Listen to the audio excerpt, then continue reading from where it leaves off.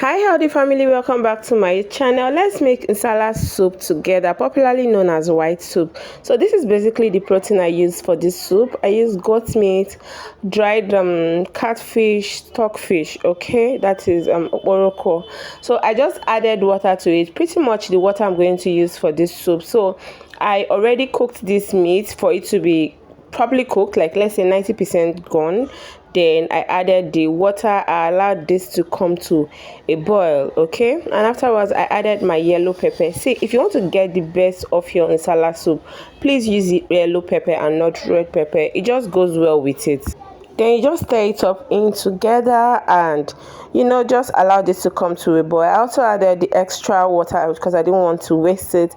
And then this is the crayfish. Just be generous with your crayfish, okay, because you want your soup very tasty. This is basically 2 tablespoons of crayfish, which I eventually even adjusted because, like I said, you have to be very generous with it so that your soup can be very tasty. All right, so after stirring this up together, I added my ogiri bowl. See, this is ogiri. I don't know a better way to explain it other than calling it ogiri.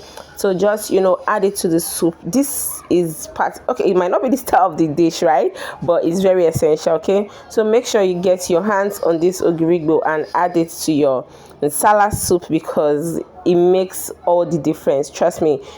So just stir this all in together and just ensure everything goes in well, okay, and allow this to come to a boil.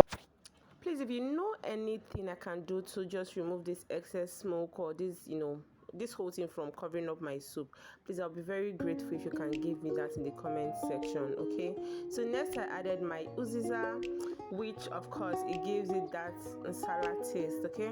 Just add your uziza and stir it all up in together. I mean, if you're close to my kitchen right now, you'll be asking what feast we are doing in my house, because I covered this up and allowed it to come to a boil before adding my yam. So the yam is meant to serve as the thickener. I pounded this myself. You can use your food processor as well, but for this particular recipe I pounded it myself. But I mean, you can do it either ways, it's fine.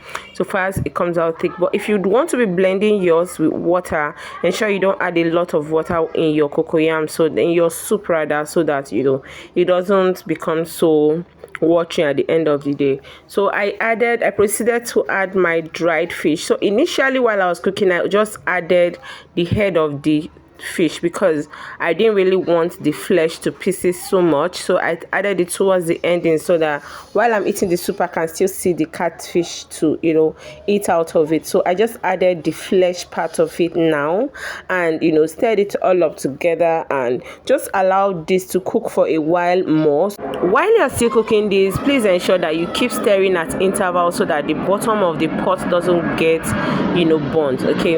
If you notice, I never added seasoning cube to this. The reason I didn't add this earlier on is because I already seasoned my meat, so I didn't want it to be overly sweet, so I just had to adjust it when I tasted it and realized that I needed to add more seasoning cube. So I just adjusted it. I added seasoning cube and I also added salt to it, okay. So I just poured in everything and stirred it up together. So in essence, what I mean is that you should just check for taste when you're cooking your food and not add up everything together so that it won't be like overly sweet or whatever. You get what I mean?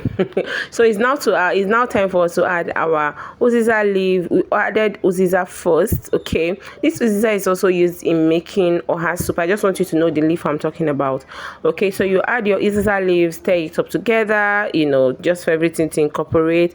Cover it up and allow it to still boil for a while before you now add the other leaf, that is the utazi leaf. Now the difference is that the utazi leaf is the bitter one.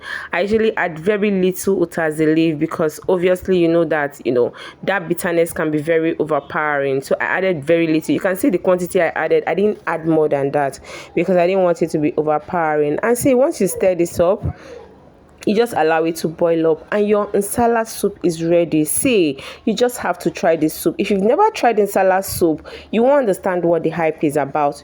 Try and use this my recipe and make this and you'll be glad you did. I'm so sorry for this so much smoke coming up. I don't have a chimney yet and I'm still trying to figure out how to make my videos without allowing this smoke to cover it up. But for now, please bear with me, okay.